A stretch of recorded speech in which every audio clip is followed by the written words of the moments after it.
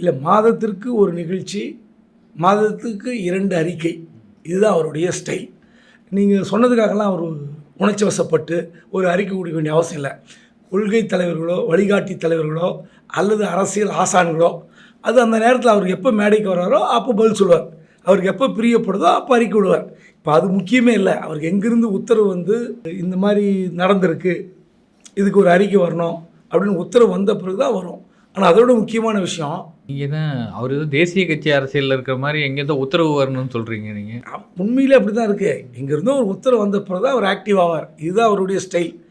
இதுக்கு முன்னாடி இப்போ ஒரு 2 நாள் முன்னாடி மீட்டிங் இல்லை, கட்சி தலைமை எல்லாமே அவர் தானே? அவர் தான், அதில் ஒன்றும் மாற்றம் இல்லை. அதில் என்ன உங்களுக்கு சந்தேகம்? இல்லை, உத்தரவு வரணுன்னே அதுக்காக இல்லை, கட்சி வந்து அவர் ஆரம்பித்தாலும் அவர் எங்கிருந்தோ வருகிற உத்தரவின்படி செயல்படுவதாக நான் சந்தேகிக்கிறேன். அதனால தான் அந்த பதில் சொல்கிறேன். இப்போ 2 நாள் முன்னாடி ஒரு 3 நாள் முன்னாடி மீட்டிங் போடுறார். மீட்டிங் போட்டு என்ன சொல்கிறாருன்னா, ஜனநாயகன் படப்பிடிப்பு டப்பிங் எல்லாம் முடிந்து விட்டது.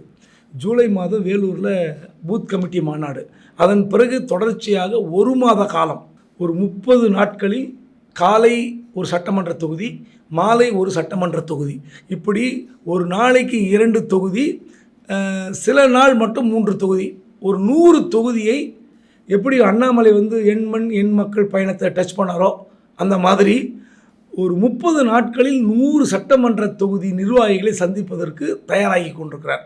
விஜயுடைய அரசியல் வேகம் வேறு லெவலில் போகுது. அதனால் நீங்கள் சொன்னதுக்கெல்லாம் அறிக்கை விடுறதுக்கு அவர் ஆள் இல்லை.